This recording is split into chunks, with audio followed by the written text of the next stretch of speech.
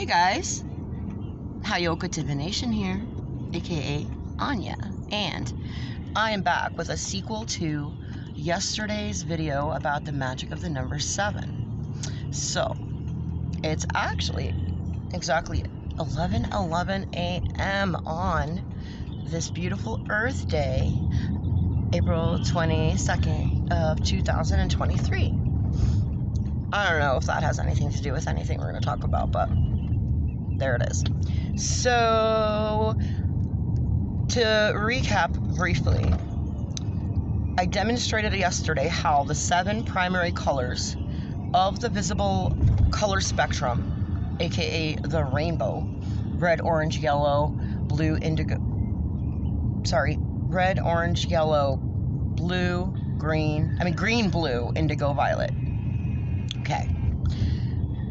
And how they correlate to the primary audible spectrum of sound through the notes of do, re, mi, fa, sol, la, ti, each correlating to each of the colors, which then further correlates to each of the 7 primary energy centers known as the chakras of the human body, from the root to the crown. Now, briefly I mentioned how I'd always kind of felt that there must be some correlation between each chakra and one of the 7 deadly sins / heavenly virtues, because to every yin there is a yang, and to every yang there is a yin, and those of you who watch me already know this is one of my main things, but there is some further evidence and support to that, since each of the chakras will their energy vortexes, so they go either clockwise of emanating outward or forward, or counterclockwise going backward or inward. And it's not like good and bad, it's more like yin and yang. However, we do perceive them because they're opposites, right? So let me tell you what I found out. So, and you can make your own deduction from this information. So the root chakra, which is the primary one, associated with the color red, is associated with the deadly sin of wrath, anger, which is then in opposition to the heavenly virtue of patience. Like, they're not barely at all as I had an idea of what I thought they would be, and they're far off from that. I did know one for sure, and I was right on that one. Actually, 2. So the next one is sacral chakra, the color orange. And that one is associated with the deadly sin of lust, which makes perfect sense, because if you know anything about what the sacral chakra governs, and by the way, each of these chakras are also associated with physical organs of the human body, and I'm gonna post that information along with this video in the comments, so that you can have a visual reference to what I'm talking about, since I talk all over the place and I'm just doing my best. So we are now on the solar plexus, and that is yellow, and it is associated with the deadly sin of gluttony, which is the inverse of temperance, quite obviously. And then we have the heart chakra, one of my main 2 favorites, and that is green, one of my favorite colors. And that one is associated with the deadly sin of envy, versus, of course, the heavenly virtue of kindness. And these are generalized statements, based on the resource that you get them from. My best advice is, if you are interested to gather a variety of information from a variety of sources, put them together, and analyze them for your own self. It's called synthesis. At least that's how we refer to it in graduate studies. I don't know. Where do we come from? Who are we? Where are we? Where are we going? Greg Braden seems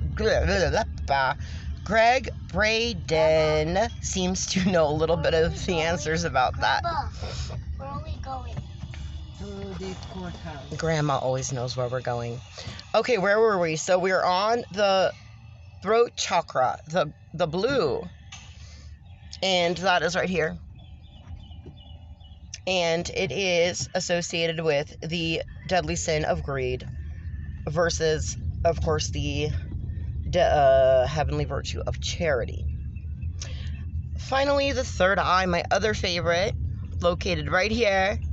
And actually, in opposition to these two eyes, from at least the illustrations I've seen, what I resonate with, the third eye, linked to the pineal gland, that's the organ, it goes like this. So it's like perpendicular.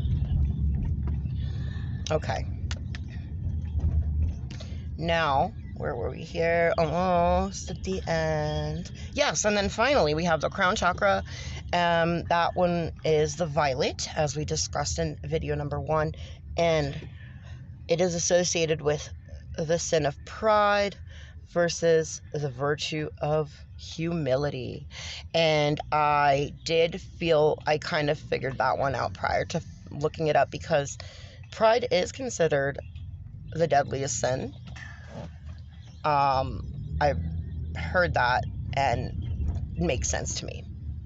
And that's kind of a whole other video. And then humility, of course, you know, it's quite a virtue. So that's the analysis for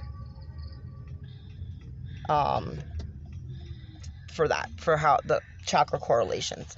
One more thing I want to mention before we all go off and enjoy this beautiful Earth Day, and whichever way your soul is desiring to do so, I must mention a sync.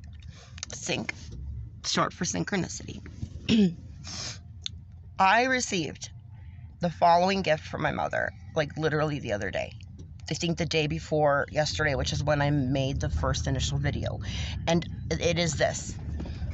It is a set of a necklace. As you guys can see, there are 7 stones here.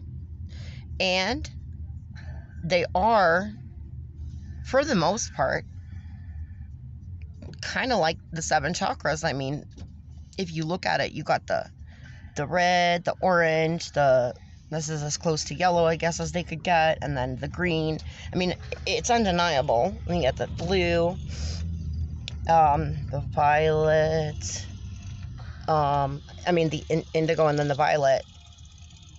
And I saw this as 7 chakras, and each of these stones probably do, have a lot of correlations. I know in fact, the amethyst, this to me looks like lapis lazuli. This one looks to me like turquoise. This one, the green tourmaline, perhaps, and then, tiger's eye right here. This one actually took and Google lensed it. It's a form of sea glass. But the point is that I didn't even realize. So, and then there's matching earrings, exactly the same order, exactly the same color. I did not even realize that I was wearing this set when I started that video. And like today I wore it on purpose, but when I realized that after making the first video, I was like, whoa. So I like getting my mind blown, and I'm assuming my followers do too. So let's consider there are no accidents. There's a slip of the tongue there. So consider blowing your mind, because we are all one of a kind. And I will see you in the next video. I have a feeling that it is not over, because the number 7 rhymes with heaven.